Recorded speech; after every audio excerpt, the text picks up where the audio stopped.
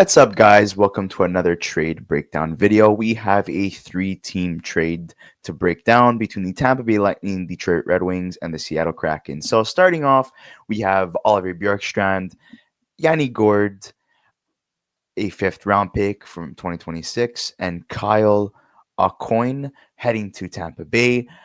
Seattle gets Michael Eyssimont from Tampa. They get a first-round pick in 2026 and 2027, both top 10 protected, a second in 2025. They retain 50% on Yanni Gourde's contract, who's a UFA at the end of the season. If either first pick is top 10, it slides back 1 year. So both picks could slide to 2028 or 2029. So those are the conditions on the first round picks. Seattle gains an additional third round pick from Tampa each time it happens.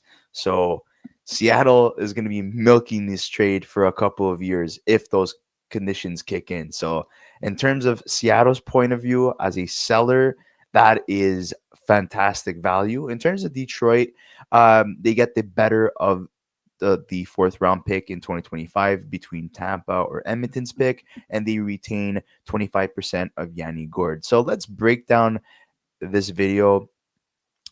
Let's break down this trade in this video, starting off with Yanni Gourde. So Yanni Gourde, 33 years old, undrafted, played with Tampa Bay, won 2 Stanley Cups with them in 2019, 2020, and 2020, 2021. Hasn't been there for the last 5 years, but now is back with Tampa, has worked alongside John Cooper as his head coach for many years. So he knows the system. He knows that he's going to be playing a bottom six role as a center. His best season was with Tampa in 2017, 2018, 64 points in 82 games. Obviously, that's not going to happen again, but he's a consistent 30-point bottom six forward. Currently has 17 points in 36 games. Played one game with Seattle Kraken after the Christmas break due to injury. Just came back yesterday and had an assist, and that is the last official game with the Seattle Kraken. So they played one game, said thank you for your services. We're shipping you off back to Tampa. Oliver Bjorkstrand, on the other hand, he's a top six forward. He's going to be playing alongside Brandon Hagel and Anthony Cirelli on the second line. As of right now, he's going to be playing PP2 with those guys, with the addition of Nick Paul and Darren Radish. Could find himself playing on the first unit since they have Michael Chaffee on the right wing position. So Bjorkstrand could find himself there. But I think before that happens, they'll probably prioritize Cirelli or Hagel since they know the system a lot better. And obviously, they've been there for a longer period of time, considering the fact that Bjorkstrand just got traded there. But if Bjorkstrand is an immediate hit and has an immediate impact on the team, he could definitely work himself up. Has 37 points in 61 games with Seattle, 16 goals and 21 assists. His best season was last year, 59 points in 82 games. 20 goals is what he got for 2 consecutive seasons with Seattle. His all-time high for goals was 28 in his last season with Columbus. So he's a 20-goal scorer, and he's about a 45 to 50-point player. In terms of Mikey Eyssimont, who's going to the Seattle Kraken, he's a bottom six for checking forward. He's 28 years old. His best season was with Tampa last year, 25 points in 81 games. Played 3 seasons with them. This year has 10 points in 57 games. The Seattle Kraken obviously have Mikey Eyssimont playing as a fourth-line center, replacing Yanni Gourde, who's currently in a Tampa Bay jersey here. And Oliver Bjorkstrand is going to be the bigger hole to replace here. But they're known for giving equal opportunities to all of their forwards and defensemen. Everyone has, respectable ice time. There's even their best players don't even play as much as you would think. And compared to other NHL teams, obviously the best players have the most ice time, but Seattle has a system where they distribute everything pretty much equally. But now with those two guys gone, guys like Capo Caco that they've acquired this season from the New York Rangers, he's been an immediate impact. And he's been almost a point per game player. He's going to see an increase in ice time because Seattle are sellers. They do have Brandon Tanev on the market. They do have Jared McCann on the market. They do have Adam Larson and Olosiak as well on the trade market. So that could be an increase for the other players in terms of their defensive end and their offensive end.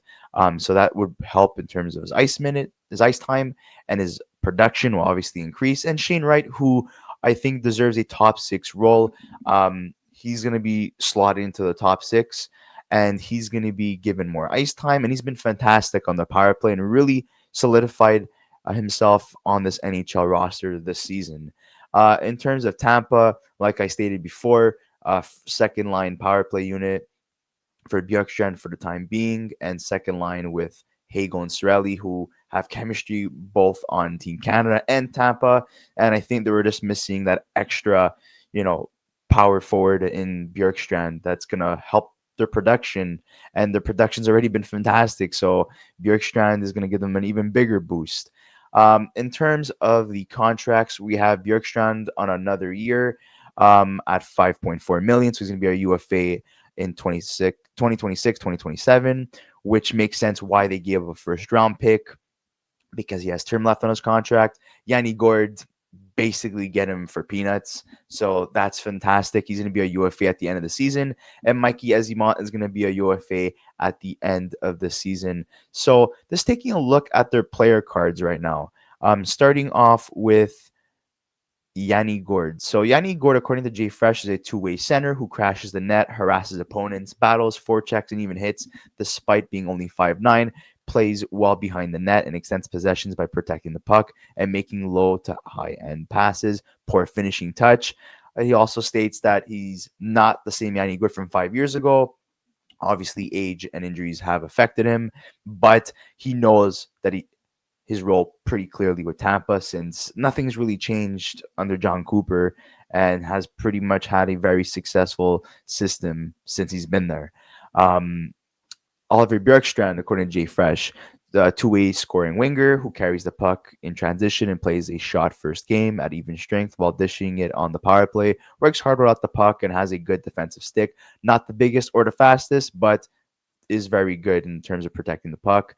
Also says that his scoring chance production has taken a hit the past 2 seasons, which could be some concern, but it's more of a Kraken problem than a him problem. He's going to be benefiting off more ice time with Tampa and playing with better players in Hagel and Sorelli. Taking a look at Michael Eyssimont, he's a two-way for checking winger who is insanely committed to shooting the puck wherever he is on the ice, even though it doesn't go in. Seattle clears up about $9.8 million if you round this up. So that's fantastic. That means they could be a big time player come free agency. They could also be a team that is involved in a three-way transaction to get an asset by retaining a salary. They could also take on a bad salary completely and get a sweetener attached to it. So this is fantastic for Seattle moving forward. According to Rono, Bjorkstrand is a top six winger, and he's an analytics darling. Yanni Gourde, according to Rono, is going to fit in well perfectly for Tampa, since he knows the system and middle six forward. And then just taking a look back at, yeah, well, that's pretty much it. And and then Tampa added a 5.9 annual cap hit in trades after sending down Aknesson, who was injured. He got sent down through waivers to facilitate this trade, and they currently have 179K projected cap space with 21 active players. They also signed Logan Brown and sent him down. He had to go through waivers and he cleared. So Aknesson and Brown are still part of the Tampa Bay organization, just playing in the NHL. And now they only have 819K in additional annual cap hit at the deadline. So I think Tampa is pretty much done in terms of their moves. I don't see anyone else being moved. They're always going to be a contender as long as they have guys like Hagel, Sorelli, Kucherov, Point, and Hedman, and obviously Vasilevsky. Florida losing Matthew Tkachuk is a big blow for them, but they did add Seth Jones and they traded away Spencer Knight, but they added Vanacek, so they're still going to be a very solid team. And They've still found ways to be successful without Matthew Tkachuk this season. And, with teams like New Jersey struggling and falling down in the standings, and having Carolina going through a rough patch as well, even though they've woken up recently. Tampa's been one of the most consistent teams this season. So they're looking to make a serious run to the Stanley Cup finals. I think at most we could see them go to the Eastern Conference final. I think they have the team. They have so many dominant players in terms of bottom six, top six defensive players, offensive defensemen. They have literally everything. They have a fantastic goaltender. Just their backup situation is all really iffy, and I think that would be the only concern in terms of trying to get a better backup goalie. But as long as Vasilevsky's healthy, they're good. And Toronto, we know that they're not the best playoff team. Um, Florida is going to give them a run for their money. So this is going to reignite the battle of Florida heading into the playoffs, which would be amazing to see. Unfortunately, it sucks that Matthew Tkachuk won't be there, or he might be there. We'll see. Also, you have a lot of teams fighting for the wild card spots in Columbus, Detroit, Boston, Montreal, and the New York Rangers. So that's going to be very interesting heading into the 2025 trade deadline, which is this Friday. And this is by far the biggest trade that's happened this week. It's been pretty quiet compared to previous years. The first big trade happening today, whereas we saw minor trades happen on Monday and Tuesday. Obviously, the biggest trade was Saturday, uh, involving Seth Jones and Spencer Knight between the Florida Panthers and the Chicago Blackhawks. But it's going to pick up, and the Seattle Kraken have a lot more players up for sale. And if that's what they got in terms of two players in Bjorkstrand and in Yanni Gourde, expect them to want to sell even more players and get a hefty return, and heavily, build up their prospect pool in this upcoming draft and for drafts to come. And then they could also use all that draft capital and try to acquire top players moving forward. But we'll see what happens. But I'd like to hear your thoughts in the comment section below. Who won this trade, Tampa or Seattle? Make sure to like our channel and subscribe to our channel if you haven't already. Thank you so much, guys, for watching. We'll see you on the next trade breakdown video, because it's trade deadline week, and there's going to be a lot more trades to break down. Thank you so much, guys, for watching, and see you soon.